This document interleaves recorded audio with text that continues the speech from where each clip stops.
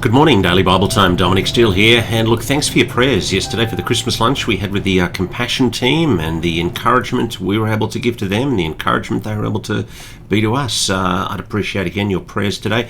My key projects today are working on my Christmas Day address, and also I'm speaking at Village on this Sunday, and so just prayers for that in those preparations of those talks.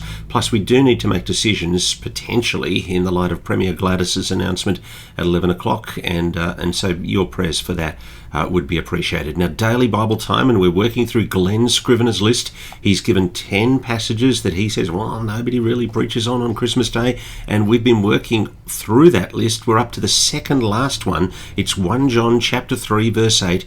The Son of God appeared to destroy the devil's work. Now, when you're exploring, looking at anything, and you want to understand it, you could spend a whole lot of time looking at the what happened and not a lot of time thinking about the why it happened. And I mean, that's the difficulty really with talking on the Christmas narratives, that there's lots and lots of details on the what, and yet you want to also bring in the why. And Christmas, I mean, it is wonderful, whether you think about the loveliness of people getting together in our society, or whether you think of the root meaning, God coming into the world. Both those ideas, lovely ideas. But God coming into the world, why? I mean, there's a problem and a solution. The problem is very significant. The solution is very significant. The problem, 1 John chapter 3 verse 8, our verse, the one who does what is sinful is of the devil, because the devil has been sinning from the beginning. From the beginning of time, the devil has been in rebellion against God. Well, maybe not quite the beginning of time. I mean, there was a little time, perhaps during Genesis 1, during Genesis 2, when the devil wasn't sinning, or at least the devil's sin wasn't reported. But in chapter 3, by chapter 3, it's clear that the devil is sinning, and it is reported, and the devil leads the world astray.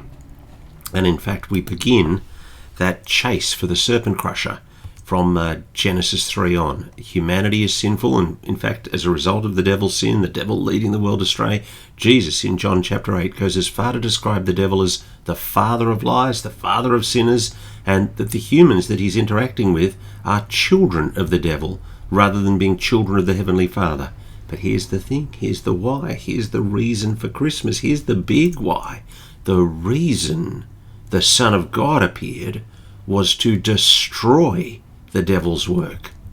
So we have Christmas so that Jesus can destroy the work of the devil.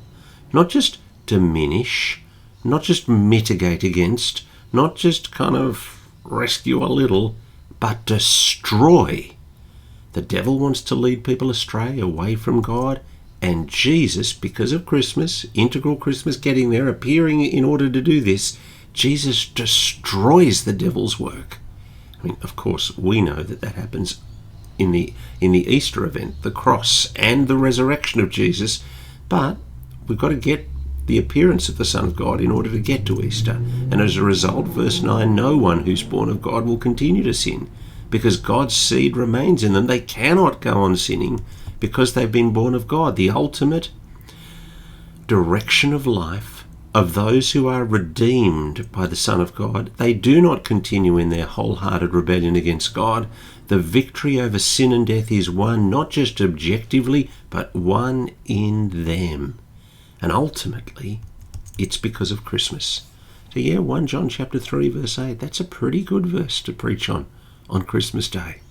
Looking forward to you being with us in church on Friday morning or on Thursday night, on Christmas Eve or Christmas Day. Thanks for joining us today on Daily Bible Time.